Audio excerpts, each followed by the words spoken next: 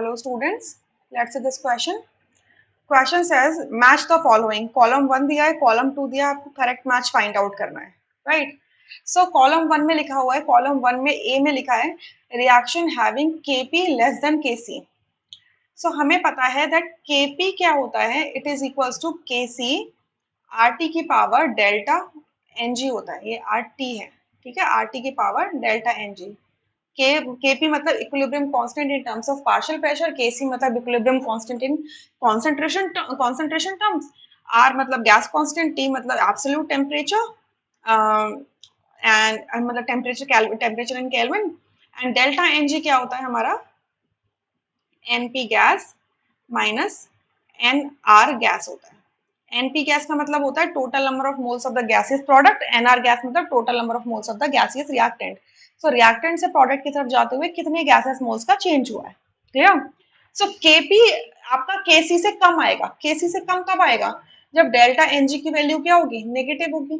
अगर ये value negative होगी तो RT वाला टर्म कहाँ चले जाएगा? डिनोमिनेटर में चले जाएगा. यानी कि Kc वाला टर्म बड़ा होगा तभी तो उसको किसी नंबर से डिवाइड करना पड़ेगा जो जिससे Kc के इक्वल आ जाए.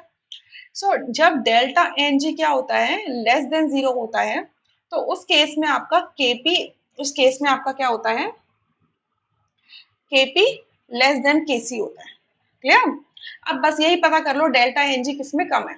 सो अगर मैं एक एक करके P के लिए देखूं, P के लिए, P के लिए अगर डेल्टा Ng निकाला जाए तो क्या हो जाएगा? प्रोडक्ट साइड में 1 मोल दे रखा है गैस का और रिएक्टेंट साइड में 2 मोल दे रखे, तो 1 - 2 लिखा हुआ है, सो इट इज -1.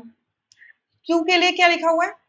देखो रिएक्टेंट साइड में गैस का एक तो 1 मोल दे रखा है मीथेन का और 1 मोल दे रखा है वाटर का, ठीक है? तो ये हो जाएगा 2. और रिएक्टेंट साइड में रखा है 1 मोल आपका कार्बन मोनोऑक्साइड का और 3 मोल्स आपके वाटर के, जो कि गैस में फॉर्म में, तो 3 + 1 4, सो 2 - 4 इज -2, क्लियर? R के अंदर डेल्टा Ng क्या हो जाएगा हमारा? प्रोडक्ट साइड में 2 मोल्स है गैस के और रिएक्टेंट साइड में भी 2 मोल्स है गैस के, तो 0 हो जाएगा. और S के लिए क्या हो जाएगा? डेल्टा Ng इट इज देखो NH4Cl क्या है? एक्वस में दिया हुआ है, एक्वस दिया है यानी कि गैस तो नहीं है, तो यानी कि 0. और रिएक्टेंट साइड में आपका क्या है? NH4Cl सॉलिड है जो कि इंक्लूड नहीं होगा. एक्वस वाटर इंक्लूड, वाटर क्या है? वो भी एक्वस है, मतलब लिक्विड है, तो वो भी इंक्लूड नहीं होगा, तो 0 - 0 इनके 0, ठीक है? सो डेल्टा Ng की वैल्यू नेगेटिव किस में आ रही है? P में एंड Q में. सो P और Q के लिए Kp is less than Kc होगा, यानी कि A का मैच क्या होगा? P एंड Q होगा, ठीक है?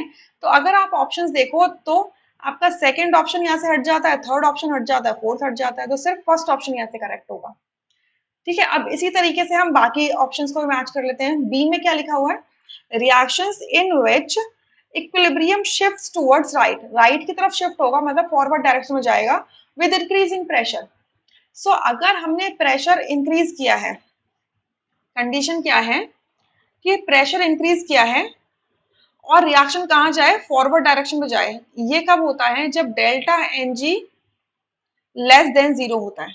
लेस देन 0 होगा तब आपका प्रेशर बढ़ाने से रिएक्शन फॉरवर्ड डायरेक्शन में जाएगी. अब डेल्टा Ng लेस देन 0 किसमें? P एंड Q में है, तो इस वजह से B का मैच भी करेक्ट क्या है? P एंड Q, ठीक है? सी में क्या लिखा है? Reaction in which equilibrium shifts towards right with the increase in pressure, increase in temperature. अगर मैं टेम्परेचर इंक्रीज कर रही हूँ और रिएक्शन फॉरवर्ड डायरेक्शन में जाना चाहिए, FD मतलब फॉरवर्ड डायरेक्शन में, इसका मतलब रिएक्शन कैसा होना चाहिए? एंडोथर्मिक होना चाहिए, मतलब डेल्टा H की वैल्यू क्या होनी चाहिए? पॉजिटिव. अब फर्स्ट में देखो, P रिएक्शन में देखो डेल्टा H की वैल्यू नेगेटिव दी है, Q में डेल्टा H की वैल्यू पॉजिटिव दी है, R में डेल्टा H की वैल्यू पॉजिटिव दी है, और S के अंदर देखो रिएक्टेंट साइड में हीट लिखा हुआ है, यानी कि डेल्टा H की वैल्यू क्या है? पॉजिटिव है, ठीक है? पॉजिटिव है. सो डेल्टा H की वैल्यू पॉजिटिव होनी चाहिए. तो डेल्टा H की वैल्यू पॉजिटिव किस किस में दे रखी है? Q में, R में और S में, यानी कि C का करेक्ट मैच क्या है? QRS, ठीक है? अब D में देखो लिखा है reaction in which equilibrium does not shift by addition of catalyst. अभी चारों के चारों जो इक्विलिब्रियाज आपको दे रखे हैं, जो रिएक्शंस दे रखी हैं आपको, कह रहे हैं कि इक्विलिब्रिया आपका शिफ्ट नहीं होगा अगर हम कैटलिस्ट का एडिशन कर दें. अब ये बात चारों के लिए सही है, PQRS ये चारों के लिए सही है. देखिए कैटलिस्ट आपका क्या करता है? सिर्फ रेट ऑफ द रिएक्शन को ऑल्टर कर देता है, या तो डिक्रीज करेगा या इंक्रीज करेगा। इक्विलिब्रियम स्टेट का मतलब क्या होता है कि rate of forward reaction is equal to rate of backward reaction हो जाती है। सो ये कैटलिस्ट क्या करेगा, जो आपका फॉरवर्ड रिएक्शन के रेट को भी ऑल्टर करेगा, उसी तरीके से आपके बैकवर्ड रेट को भी ऑल्टर करेगा। तो अल्टीमेटली आपका इक्विलिब्रियम की वैल्यू चेंज नहीं होगी, इक्विलिब्रियम शिफ्ट नहीं होगा। बस कैटलिस्ट क्या करता है, उसको जल्दी से अचीव करवाने में हेल्प कर देता है। क्लियर? सो डी स्टेटमेंट जो है वो पी क्यू आर एस चारों के लिए सही होगी, इस वजह से यहाँ पे लिखा है P Q R S. So इस पूरे क्वेश्चन के अंदर फर्स्ट ऑप्शन करेक्ट है, rest are incorrect. I hope you understood. Thank you.